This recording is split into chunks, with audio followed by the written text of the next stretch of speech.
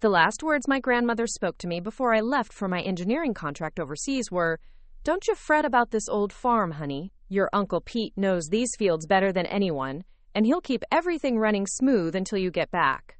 She pressed a worn brass key into my palm, the same key that had unlocked the farmhouse door for over 60 years, and smiled with the quiet confidence of someone who had weathered every storm life could throw at her.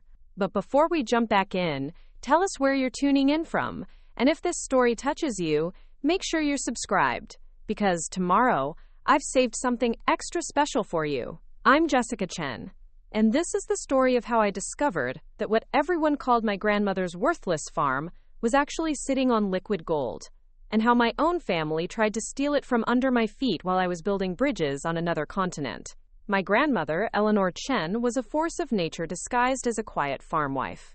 She came to Nebraska from California in 1961, following my grandfather after he inherited 200 acres of what everyone in the county considered the most stubborn, unproductive land in 3 townships. While neighboring farms flourished with corn and soybeans, Grandma Ellie's fields seemed cursed with poor drainage, rocky soil, and crops that barely broke even year after year. When Grandpa died in a farming accident in 1978, leaving Grandma with 2 young children and a mountain of debt, every neighbor expected her to sell to the agricultural corporation that had been circling like vultures. Instead, Grandma Ellie did something that shocked everyone. She enrolled in night classes at the community college, learning everything she could about sustainable farming, soil management, and agricultural science. She transformed those stubborn fields into a modest but successful organic operation, specializing in heritage vegetables and free-range chickens.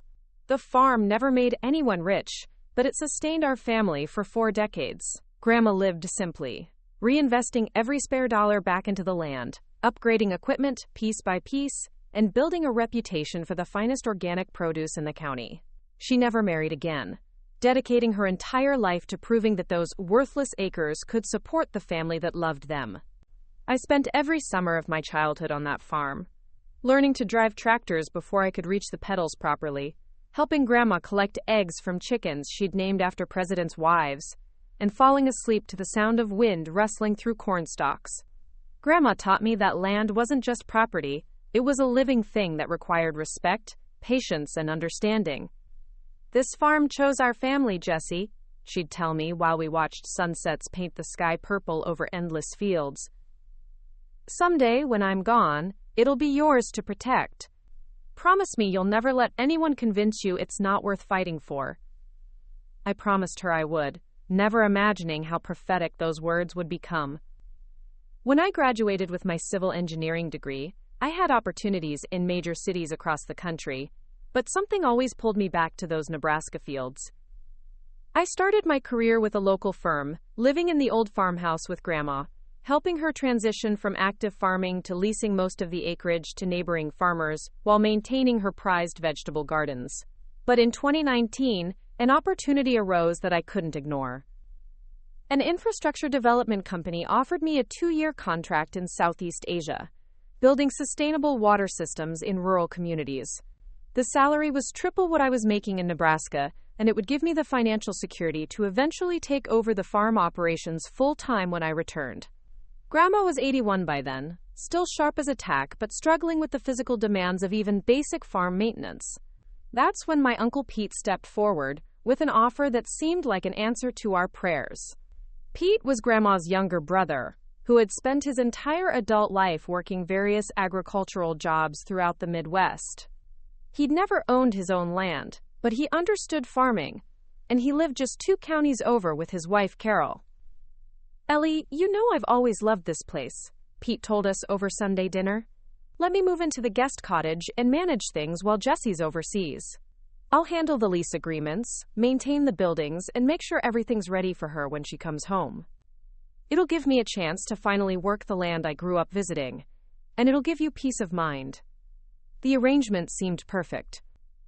Pete had the experience, Grandma trusted him completely, and I would have family looking after both her and the property. Pete moved into the small cottage behind the main house, and for the first year of my deployment, everything ran smoothly.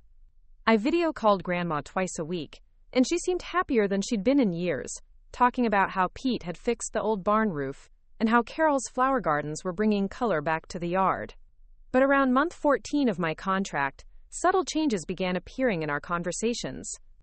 Grandma started mentioning visitors, men in suits who came asking questions about the property boundaries and soil composition. When I asked Pete about it during one of our monthly check-ins, he dismissed it casually. Just some agricultural researchers doing a county-wide soil survey, he explained.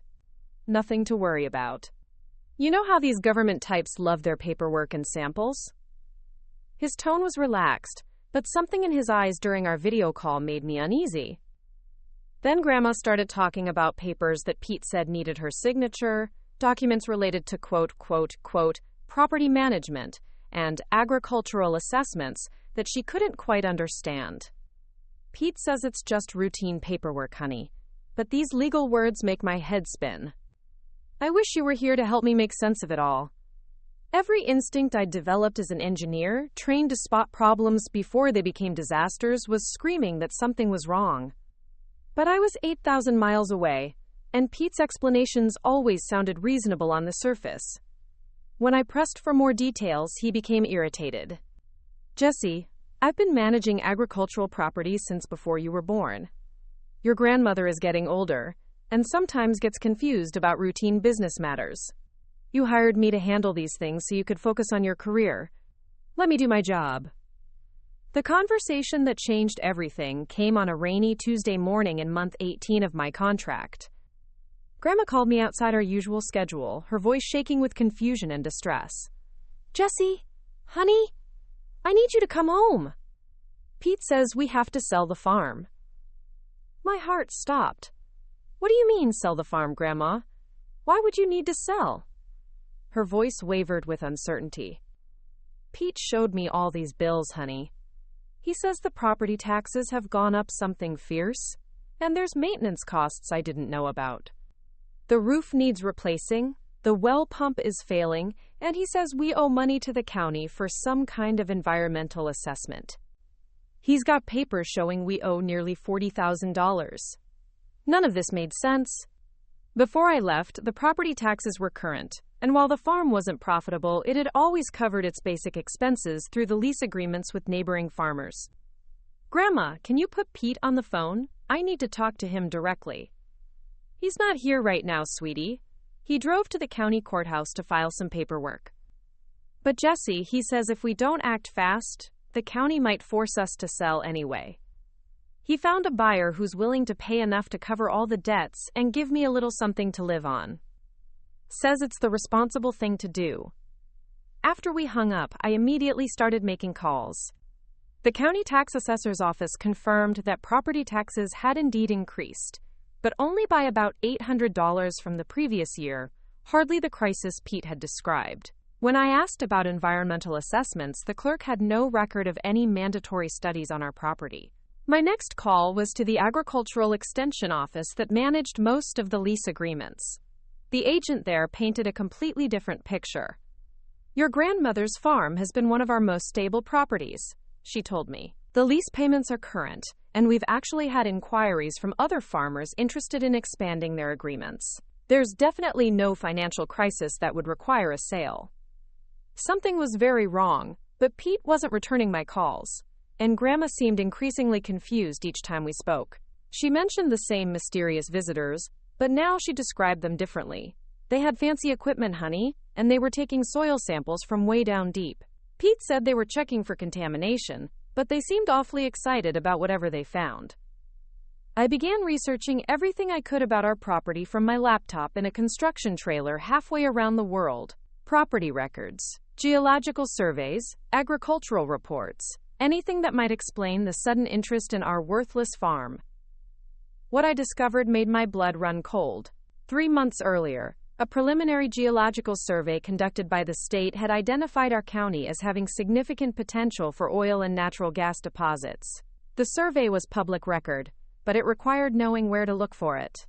Someone with agricultural connections and local knowledge would have had early access to this information. I dug deeper into the county records and found something that made me physically sick.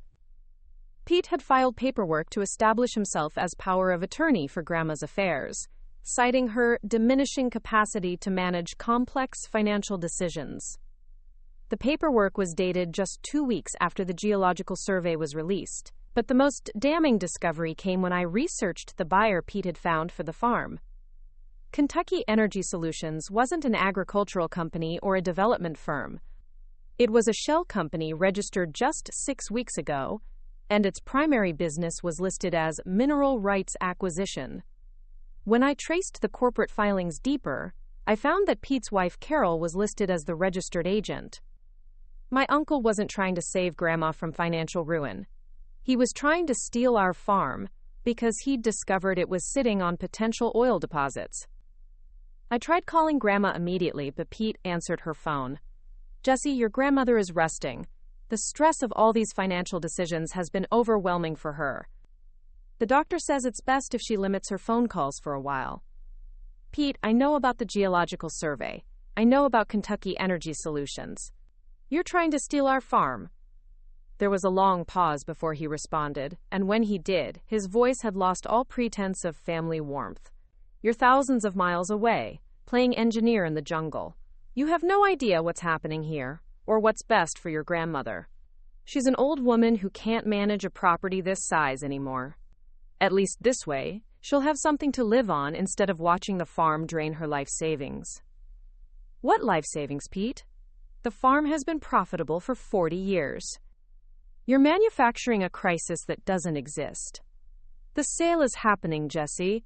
Your grandmother has already signed the preliminary agreements. You can try to fight it from over there, but by the time you get home, it'll be done." He hung up, and when I tried calling back, the number went straight to voicemail. Pete had effectively cut off my communication with Grandma, and I was trapped on the other side of the world with no way to stop what was happening. But Pete had underestimated both my determination and my engineering background. I'd spent 2 years solving complex problems with limited resources, and I wasn't about to let him steal 4 decades of Grandma's life without a fight. I started by contacting every neighbor who had known our family for years. Mrs. Patterson, who lived in the farmhouse closest to ours, confirmed my worst fears. "Oh, honey, your grandmother hasn't seemed like herself lately.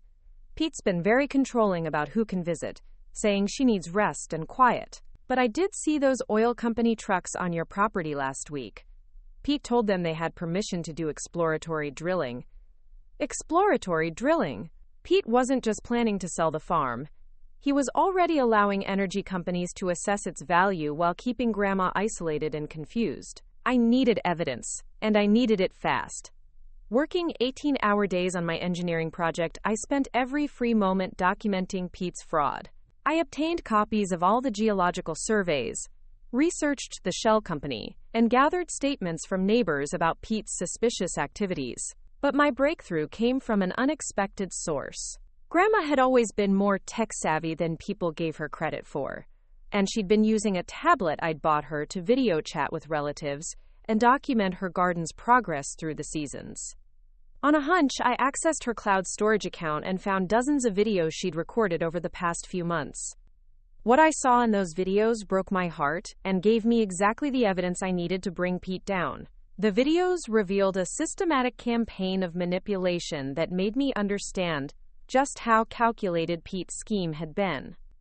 In one recording, Grandma was clearly trying to document her own confusion. "I don't understand these papers Pete keeps bringing me," she said to the camera, holding up documents with trembling hands. "He says the farm is in trouble, but I paid off the mortgage 20 years ago. Why would we owe so much money?" Another video showed Pete coaching her on what to say to potential buyers. "Now, Ellie, when the men come to look at the property, just tell them you're tired of farming and ready to move to town. Don't mention anything about oil or drilling. That's just speculation, and it might scare them off from giving us a fair price." Preparing and narrating this story took us a lot of time, so if you are enjoying it, subscribe to our channel. It means a lot to us. Now back to the story. But the most damning evidence was a video Grandma had accidentally recorded while her tablet was sitting on the kitchen counter. Pete was on the phone with someone, and his conversation revealed the full scope of his betrayal. "The geological reports show at least 3 promising sites on the North 40, he was saying. "If we can close this sale before Jessica gets back, We'll own mineral rights to what could be millions of dollars in oil reserves. The old lady has no idea what she's sitting on. He went on to discuss how they'd used the preliminary drilling data to confirm the oil deposits, how they'd manipulated the financial documents to create an artificial crisis, and how they planned to flip the property to a major energy corporation within months of the purchase. Pete wasn't just stealing our farm.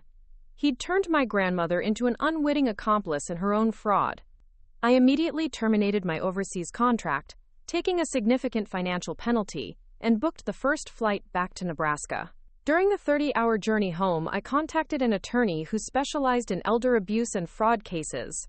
By the time I landed in Omaha, we had a legal strategy and an emergency injunction to halt any property sales.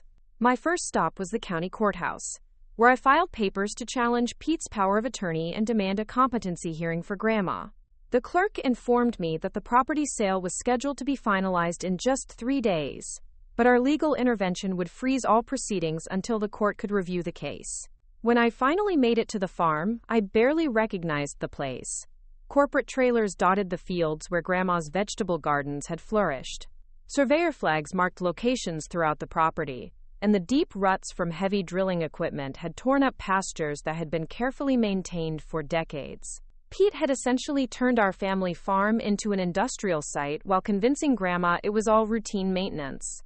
I found Grandma in the farmhouse, looking smaller and more fragile than I'd ever seen her. When she saw me, her eyes filled with tears of relief and confusion.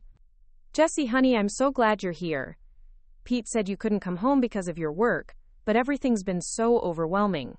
These men keep coming with papers and machines, and I can't keep track of what's happening anymore." Pete arrived an hour later, and the confrontation I'd been preparing for during my entire journey home finally happened. He walked into the kitchen expecting to find Grandma alone, and instead found me sitting at the same table where we'd shared countless family meals growing up. "What are you doing here?" he demanded, his friendly uncle facade completely gone. "You can't just abandon your contract and come running home every time Ellie gets confused about business matters." "Business matters?" I stood up slowly, feeling 4 decades of family trust crystallize into pure fury. "You mean like the oil deposits you've been secretly surveying? Or the shell company you and Carol created to buy the farm for a fraction of its actual value? Or maybe the power of attorney papers you had Grandma sign while she was confused and isolated?" For the first time since I'd known him, Pete looked genuinely rattled. "You don't understand the complexities of managing agricultural property with potential mineral rights. I was protecting Ellie's interests. By lying to her about financial problems that don't exist, by cutting off her communication with family, by allowing drilling companies onto her property without her informed consent." I pulled out my phone and played one of the videos where he was discussing the millions in potential oil revenue. "This is you, Pete, planning to steal our farm because you discovered it was worth a fortune." The legal battle that followed was swift but thorough. The videos provided irrefutable evidence of Pete's manipulation and fraud. The court not only voided his power of attorney, but also ruled that any agreements he'd made regarding the property were invalid due to his deceptive practices. Pete was ordered to cease all activities on the farm and pay restitution for the damage caused by unauthorized drilling operations. But the real vindication came when legitimate energy companies approached us with proper offers for mineral rights leasing. The geological surveys Pete had commissioned revealed oil deposits worth an estimated $15 million. Instead of selling the farm for a few $100,000 to Pete's shell company, we negotiated leasing agreements that would provide substantial royalty payments while allowing us to maintain ownership of the land. Grandma lived to see the first royalty check arrive, enough money to ensure her comfort for the rest of her life and secure the farm's future for generations. More importantly, she witnessed Pete's criminal conviction for elder abuse and fraud, though she took no joy in his downfall. "I raised that boy alongside my own children," she told me sadly. "I taught him to respect the land and family. I never imagined he'd try to steal both." When Grandma passed away peacefully 2 years later, she left behind a thriving farm, a substantial inheritance, and most importantly, a family legacy that had survived its greatest threat.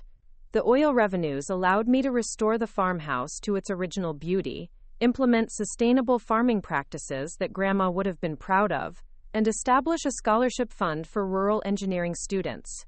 Pete lost everything in the legal proceedings and subsequent divorce when Carol testified against him to reduce her own charges. He left Nebraska in disgrace, and our family hasn't heard from him since. Today, I manage both the farming operations and the mineral rights leasing, using my engineering background to ensure that energy extraction is done responsibly and sustainably. The farm that everyone called worthless now generates more income in a year than it had in the previous 4 decades combined. But the real treasure isn't the oil money. It's the knowledge that when our family's legacy was threatened by greed and betrayal, we fought back and won. Grandma's farm remains in our family, stronger and more secure than ever, a testament to the truth that good land, like good family, is worth any fight necessary to protect it. The first year after the oil royalties started flowing brought challenges I never could have anticipated. Suddenly, everyone in the county knew the Chen farm was generating serious money, and with that knowledge came a parade of opportunists, distant relatives, and business proposals that would have made Pete's scheme look amateur by comparison. The most persistent was a man named Marcus Webb, who claimed to represent a consortium of international investors interested in purchasing the entire operation. He appeared at my door one morning in a suit that probably cost more than most people's monthly salary, carrying briefcases full of contracts and projections that promised to make me wealthy beyond imagination. "Miss Chen," he said with the practiced smile of someone accustomed to getting what he wanted, "what you have here is impressive, but it's small-scale thinking. My clients can turn this single farm into the anchor property for a massive energy development project. We're talking about a $100 million operation that would transform this entire region." I invited him in for coffee, more out of curiosity than genuine interest. His presentation was slick and professional, complete with architectural renderings showing a sprawling industrial complex where Grandma's farmhouse currently stood. According to Webb, my little operation was preventing the development of what could become one of the most productive energy sites in the Midwest. "Your grandmother's house would be relocated to a nice spot overlooking the operation," he assured me, as if moving a century-old farmhouse was as simple as rearranging furniture. "You'd maintain a symbolic connection to the land while maximizing its economic potential. It's a win-win proposition." But as Webb talked, all I could think about was Grandma's voice telling me that the farm had chosen our family, not the other way around. The money was nice, but it was never the point. The land itself, the legacy it represented, and the responsibility I'd inherited to protect both were what truly mattered. "Mr. Webb," I interrupted as he reached for another folder of financial projections. "I appreciate your time, but this farm isn't for sale. Not for $100 million. Not for any amount." His demeanor shifted immediately from charming to calculating. "Miss Chen, I don't think you understand the forces at play here. My clients have significant influence in state energy policy. If you're not willing to participate voluntarily in responsible development, there are other ways to achieve the same goals. Eminent domain proceedings, environmental impact studies that could restrict your current operations, regulatory challenges that could tie up your leasing agreements in court for years." The threat was barely veiled, but I'd learned something important during my battle with Pete. When people try to intimidate you into giving up what's rightfully yours, it usually means they know they can't take it legally. "Mr. Webb, I think our conversation is over. Please don't come back to my property without an invitation." After he left, I called my attorney to discuss the legal protections available for the farm. What she told me was both reassuring and concerning. While my ownership was secure, large-scale energy development projects often create pressure on smaller operations through various regulatory and economic mechanisms. The best defense was to ensure that our own operations were not just profitable, but also demonstrated responsible stewardship of the land. That conversation led me to make a decision that would have made Grandma proud. Instead of simply collecting royalty checks while others extracted oil from our land, I decided to take a more active role in ensuring that the energy development was done sustainably and with respect for the agricultural heritage of the property. I enrolled in additional coursework focused on environmental engineering and sustainable energy practices. Using my newfound financial resources, I hired consultants to develop a comprehensive land management plan that balanced energy extraction with agricultural productivity and environmental protection. The farm would continue producing crops and supporting livestock, while also providing energy resources, but everything would be done according to the highest environmental standards. The local community's reaction to our success was mixed, but ultimately supportive. Some neighbors worried that large-scale development would change the character of our rural area, while others saw opportunities for economic growth and job creation. I tried to address their concerns by committing to hire locally whenever possible, and to support other farms in the area through cooperative purchasing agreements and shared equipment resources.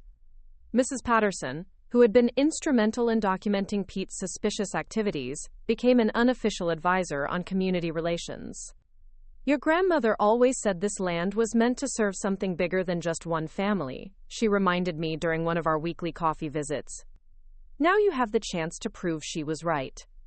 One of the most meaningful developments was the response from other young people in the area who had left for opportunities in larger cities.